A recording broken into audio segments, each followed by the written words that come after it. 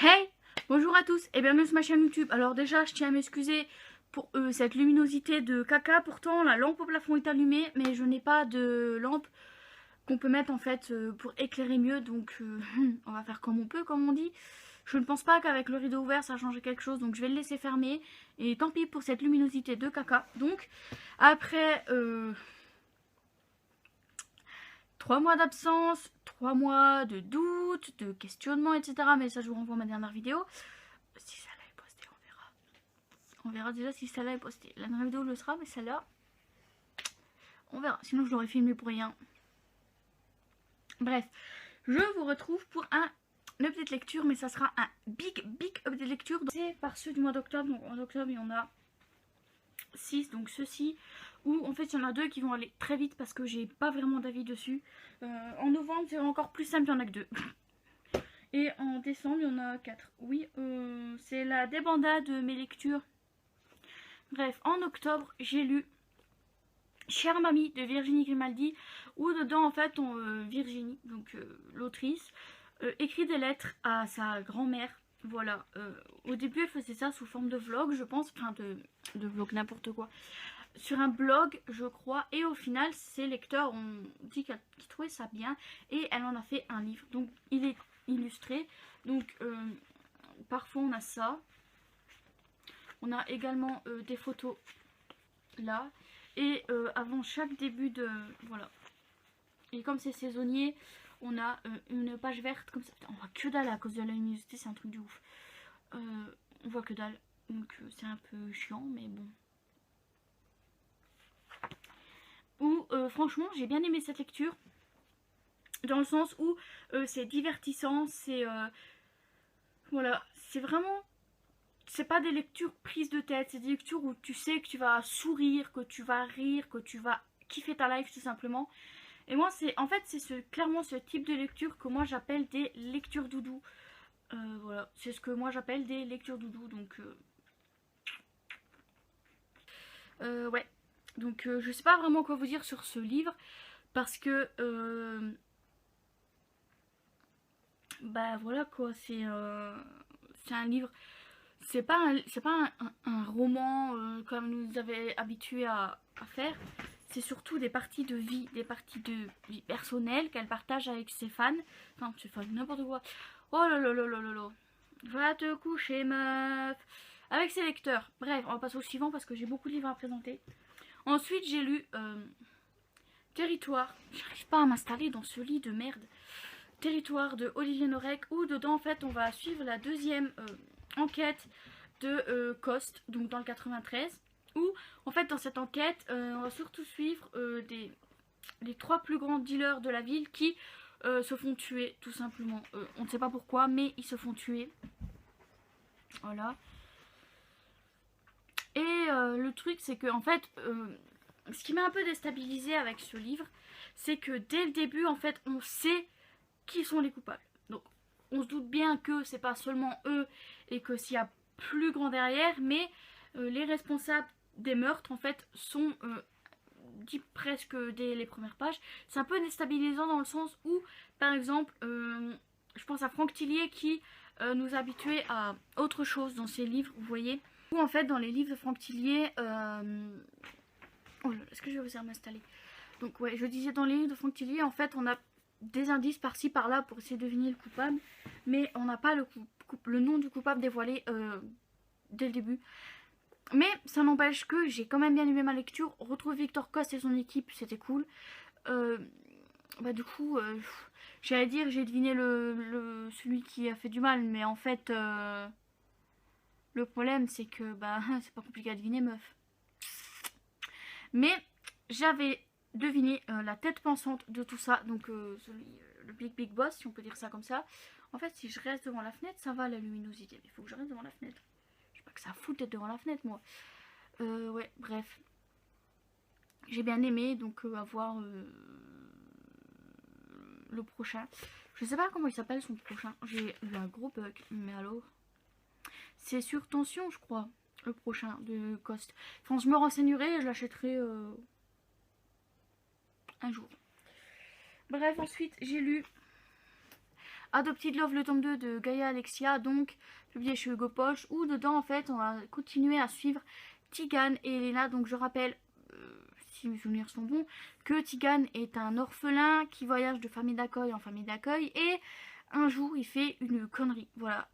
Il fait une connerie telle que, ben, il en a fait beaucoup dans sa vie, mais là en fait pour la juge c'est clairement la connerie de trop, dans le sens où elle lui laisse une dernière chance, donc une dernière famille d'accueil dans laquelle il doit se tenir à carreau, sinon c'est la casse-prison directe.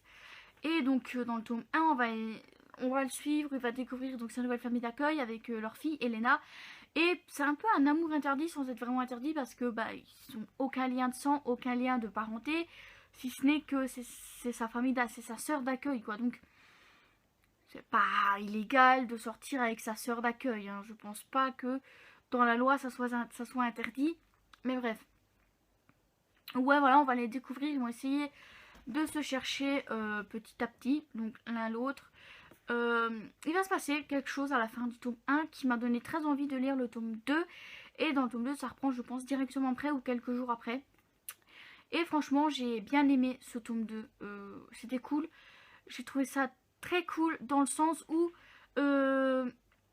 c'est une fin sans être une fin en fait. Donc le tome 2 a une fin sans vraiment en avoir une. C'est une fin ouverte, mais il y a un tome 3. Donc je pense que c'est une fin ouverte sur le tome 3 qui lui a une vraie fin, je pense. Mais voilà. Et en fait, ce livre, je l'ai tellement kiffé que c'est un coup de cœur. Alors, c'est mon dernier coup de cœur de l'année parce qu'après, je n'en ai plus eu un seul. Qu'est-ce que je raconte? Si, j'en ai eu un encore après. Ah, si, c'est un de mes 2 derniers coups de cœur de l'année. Donc, voilà. J'ai pas eu beaucoup de coups de cœur en dehors de la romance cette année. Je me rends compte que niveau fantasy, j'ai de moins en moins de coups de cœur. Et pourtant, je sais de plus en plus ce que j'aime lire.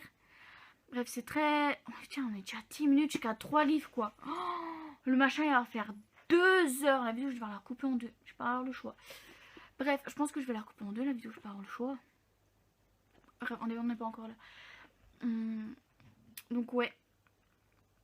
J'ai bien aimé et avoir le tome 3. Alors, ensuite, je vais vous parler de 2 autres livres qui vont aller très vite. Donc, de Nini Zombie. Celle qui n'existait plus, de Morival et Borini. Bon, il y a les vrais noms, mais on s'en fout. Et de L'assassin est un fantôme de François Charles qui est sorti chez Rajo. Et Nini Zombie, c'est chez Canes. Alors, ces livres, je les avais empruntés à ma soeur il y a 2 ans, je crois. Elle m'avait dit que je pouvais les lire quand je voulais et lui rendre après. Je crois que le moment de lui rendre, on verra ça. Faut que je lui en parle. Et je les ai lus là pour le livre. Je me suis dit, ça parle de fantômes, de zombies, etc. Donc, pourquoi pas. Et en fait, comment dire, j'ai enchaîné 2 déceptions là en fait avec ces 2 livres, tout simplement. Je vais me mettre comme ça, voilà. Oh là là, est-ce que je vais y arriver? J'ai clairement enchaîné 2 déceptions en fait avec ces livres. Tout simplement parce que je trouve dans celui-là que l'univers est recherché, si on peut dire ça comme ça. Mais malheureusement, je ne le trouve pas assez travaillé. Alors je sais que c'est des livres pour la jeunesse, pour des enfants. Mais en fait, c'est pas parce que c'est pour des enfants qu'il faut que ce soit bâclé. En fait, je trouve que le travail de finition au niveau de l'univers est bâclé. Et je trouve ça vraiment dommage. Donc j'ai pas vraiment aimé. Donc j'en dirai pas plus parce que bah, j'ai pas aimé quoi. Et donc dans celui-ci c'est pareil en fait. Donc dans Nini Zombie c'est une jeune fille qui meurt et qui ressuscite en zombie. Et dans celui-là en fait on va suivre un détective privé je pense. Ou un flic. Je pense que c'est un flic. Je pense que c'est un policier avec son neveu qui vont partir en vacances et au final ils vont se retrouver à enquêter sur des disparitions ou quoi. Et ouais, c'était pas attrayant, je m'ennuyais pendant la lecture. En fait, pour vous dire, j'étais pas trop d'accord pour le lire, mais je me suis dit que j'allais le faire quand même. Et voilà le résultat, j'ai pas trop aimé. Et ma dernière lecture du mois d'octobre, en fait, après ces 2 déceptions, j'avais envie d'un livre que j'étais sûre d'aimer, mais vraiment sûre d'aimer. Et donc je me suis tournée vers Charlotte Davidson, le tome 6, donc au bord de la 6e tombe, où c'est toujours la même rengaine en fait, avec Charlie qui prend une mission en tant que détective privé. Elle a aussi de l'autre côté toute son histoire avec Reyes. Elle a parfois des enquêtes données par la police qui, je rappelle, est son oncle. Voilà, donc elle a ses problèmes perso, elle a son boulot, et donc comme dans chaque tome, elle se retrouve au bord de la mort. C'est en fait, Charlet ne peut pas, je pense, rester un livre, un tome sans frôler la mort de très près. Là, elle l'a vraiment frôlé de très près. Je pense qu'elle ne l'a jamais vu d'aussi près que dans ce tome. Où en fait j'aime toujours autant ces lectures, mais clairement j'aime toujours autant les Charlie Davidson, et c'est tout ce que j'avais à dire. Et en fait je ne peux que vous conseiller ces livres. Voilà, alors on va prendre les deux du mois de novembre.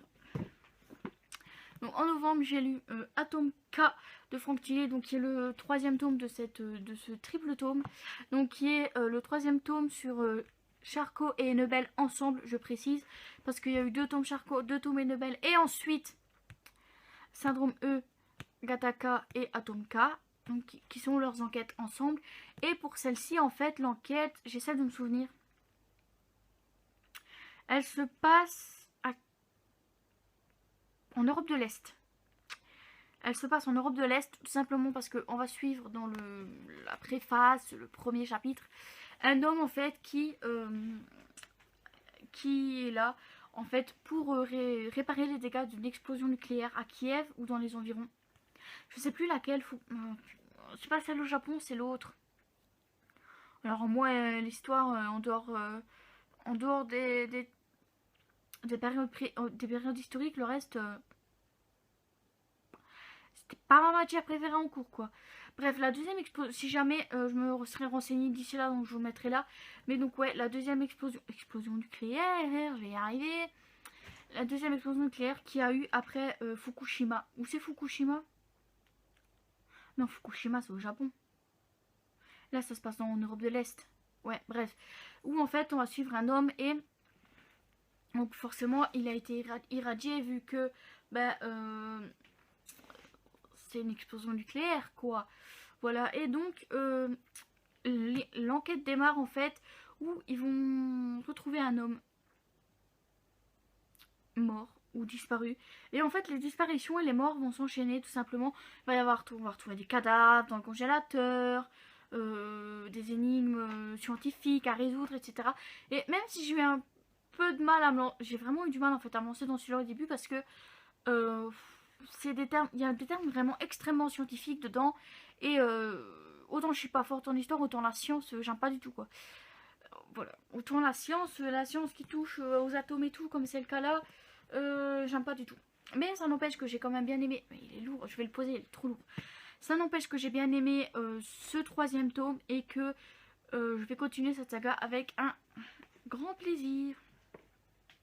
Alors ensuite, ma deuxième et unique, seulement ma deuxième lecture du mois de novembre, il y en a que 2. Allez Nina, passe, dépêche-toi. C'est Braillard, le tome 2 de L.A. Kennedy, publié donc chez Hugo Poche. Donc le tome 2 c'est The Risk et c'est sur Brenna. Brenna qui est la fille en fait de l'entraîneur de hockey de l'équipe de Braillard. Donc l'équipe de Braillard de hockey qu'on suit donc depuis la saga Off Campus. Donc c'est une saga spin-off Off Campus, je rappelle. Et en fait Brenna elle se laisse pas du tout faire, c'est à dire que même si tu la dragues, elle va te montrer que c'est pas toi qui a le dessus mais elle, enfin pas le dessus genre dessus, mais elle se laisse pas faire tout simplement. Elle a un caractère assez, voilà quoi, assez bien trempé, etc. Et mais malheureusement dans le monde du sport, les femmes sont encore assez mal vues, et un jour va avoir l'opportunité de postuler pour un stage dans une grande chaîne de télévision. Voilà. Et le seul problème c'est que pour y arriver, parce qu'elle va pas vraiment, vous allez comprendre quand je dis pour y arriver, elle va avoir besoin d'un jeune homme prénommé Jake Conley. Seulement Jake en fait est le capitaine, c'est ça, l'attaquant vedette de l'équipe adverse en fait de l'équipe ennemie, si on peut dire ça comme ça, à Braillard. Donc lui est à Harvard. Et Nina, s'il te plaît, Braillard et Harvard en fait ont toujours été ennemis. Voilà, parce que Harvard a une manière de jouer au hockey assez brute comparé à Braillard. Et en fait, donc elle va dire qu'il faut des faux rendez-vous pour convaincre son potentiel futur patron. Mais lui va lui dire: je veux bien t'accorder un faux rendez-vous à condition qu'en retour tu m'en offres un vrai. Voilà, donc et c'est une belle histoire quand même, avec beaucoup de questionnements de la part de Brenna, parce que elle se dit qu'elle a pas besoin d'homme dans sa vie, voilà, ce qui n'est pas totalement faux. On n'a pas forcément besoin d'un homme dans sa vie pour être heureuse, mais bref, ouais. Et moi j'ai bien aimé, c'était cool, c'était vraiment cool comme lecture. Donc ah non, qu'est-ce que je raconte, Adoptive Love était vraiment mon dernier coup de cœur de l'année, parce que celui que je parlais, je l'ai lu en septembre.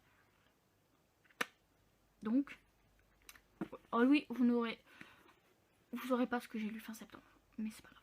Bref, je vais vite passer au dernier livre au livre de décembre, parce que sinon demain nous y sommes encore. Alors en décembre, j'ai lu, alors oui, oh putain, j'ai lu Virginie Grimaldi. Oh, par contre là, Quand nos souvenirs viendront danser, au livre de poche, qui est son dernier sorti en poche, son avant-dernier du coup. Ouais, son avant-dernier sorti en poche. En fait, et en lisant celui-là, je me suis rendu compte en fait qu'il m'en manquait un en poche, donc qui est Tu comprendras quand tu seras plus grande. Il me manquait celui-là et du coup, bah, je l'ai acheté. Prochain book haul, si jamais je continue les vidéos. Bref, en fait, dans celui-là, on va suivre des petits couples de personnes âgées. Pas forcément des couples d'ailleurs, mais juste une impasse en fait où les gens vivent là depuis leurs 20 ans à peu près, où ils ont tous évolué ensemble, où ils ont vu les enfants des autres et des uns des autres grandir.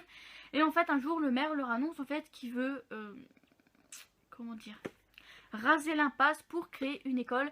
Et ben, eux, ça leur plaît pas vraiment, donc ils vont essayer de le faire changer d'avis, de lui faire comprendre à travers les différents souvenirs, enfin non, à travers différentes actions qui sont pas d'accord, que eux veulent garder leur impasse où ont été créés bon nombre de leurs souvenirs. Et d'ailleurs, en parlant de souvenirs, c'est pas si mal de parler de souvenirs, parce que la narratrice, donc la personne âgée narratrice qui parle de ça, donc Marceline elle s'appelle, elle va découvrir quelque chose par rapport à elle qu'elle a toujours voulu nier au début, mais qu'elle va plus trop avoir le choix après. Voilà, et en fait c'est un livre que j'ai beaucoup aimé, parce que c'est pas parce que t'as passé 60 ans, 70 ans que forcément les gens ne doivent plus te prendre en considération en fait. Et en fait c'est clairement ça, je pense, qui ressort le plus du livre, c'est pas parce que tu es âgé que ton avis ne compte pas. Normalement,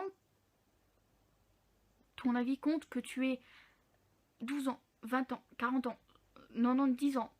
90 ans, ça se dit pas, Laurine. J'ai voulu parler belge et français en même temps. Bon, je viens d'inventer un nouveau chiffre. 90 ans, ouais, 90 ans. Et ouais, j'ai franchement bien aimé, c'était cool de suivre Marceline à travers... elle se remémore des souvenirs, mais aussi toutes les actions qu'ils vont entreprendre pour essayer de faire changer le maire d'avis, etc. Alors je vous dis pas s'ils vont y arriver, je vous dis pas ce qui se passe avec Marceline, mais franchement, si vous aimez Virginie Grimaldi, je kiffe trop ce livre. Alors ensuite, j'ai lu, on va se dépêcher, il reste 2 livres après, donc je vais essayer d'aller très vite. J'ai ensuite lu Black Riders, le tome 2, Girl Crush de Black...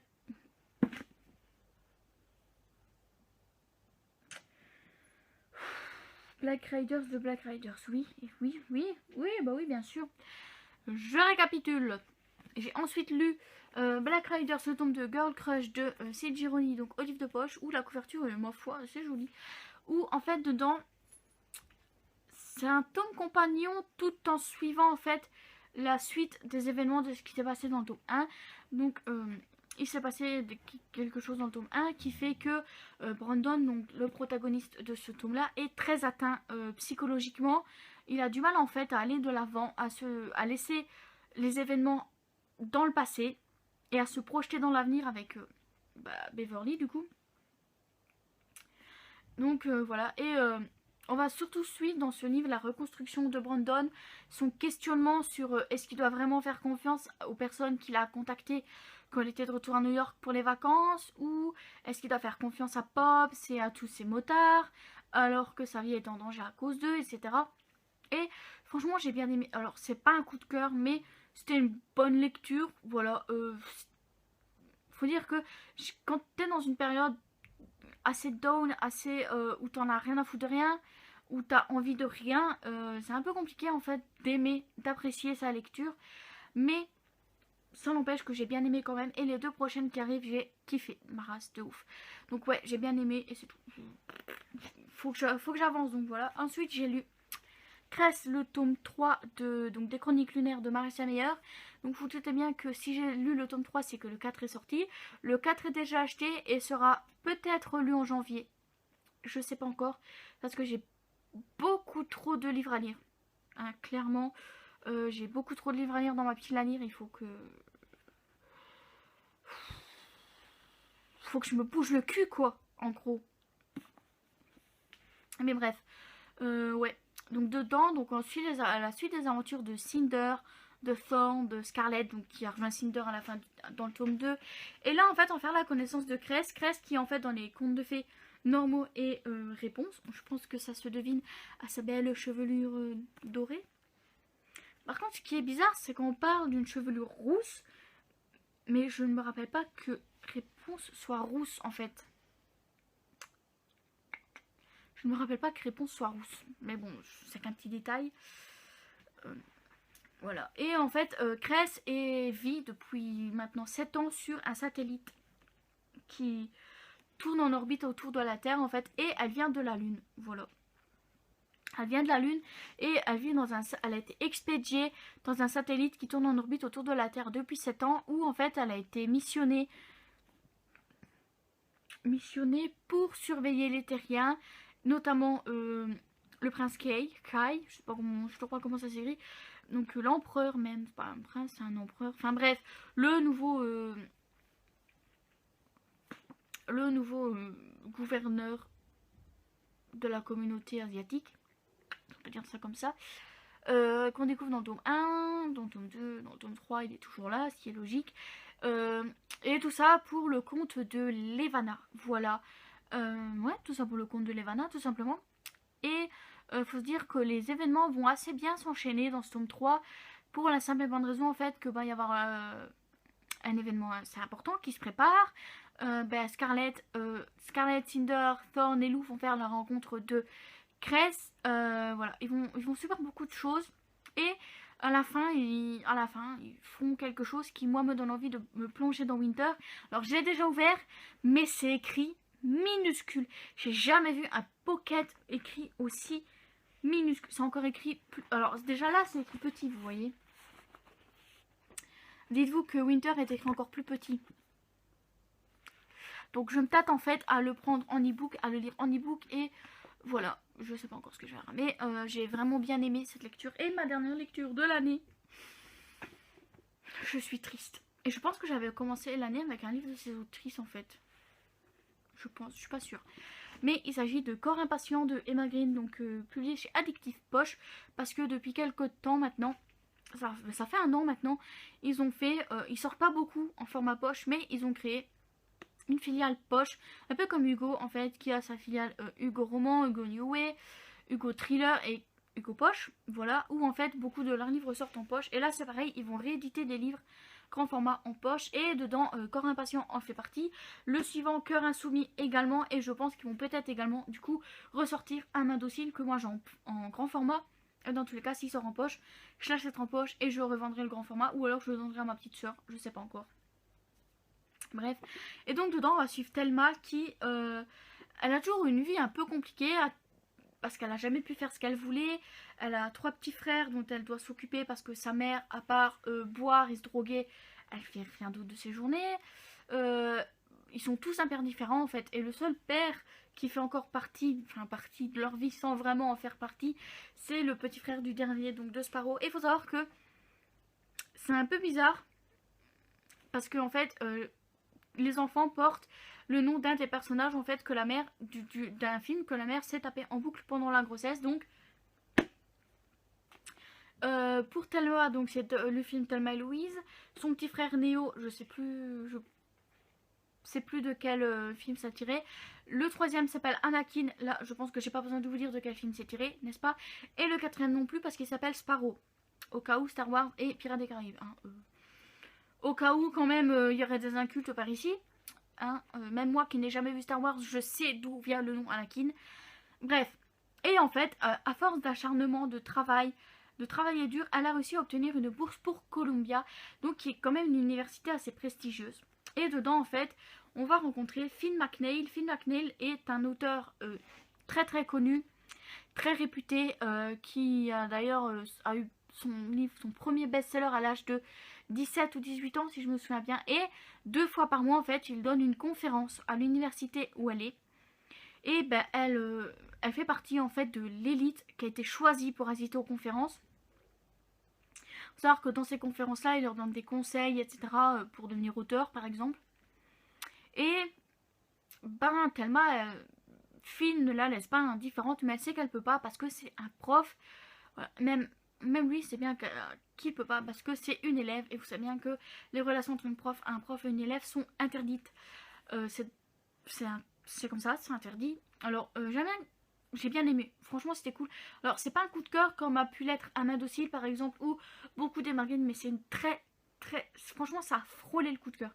C'est une très très bonne lecture. Et ce qui se passe à la fin, non mais nom de Dieu, pourquoi elles font ça? Je me demande pourquoi faire subir ça à leurs personnages. Alors, je les aime beaucoup, hein, Emma Green. C'est 2 autrices très talentueuses. J'aime beaucoup leurs livres. Mais pourquoi continuer encore et encore à les faire souffrir? Elles écrivent sur des personnages qui ont déjà beaucoup souffert et elles continuent en fait dans la souffrance. Elles en rajoutent. Et en fait, j'ai l'impression que les personnages, ils savent faire que ça.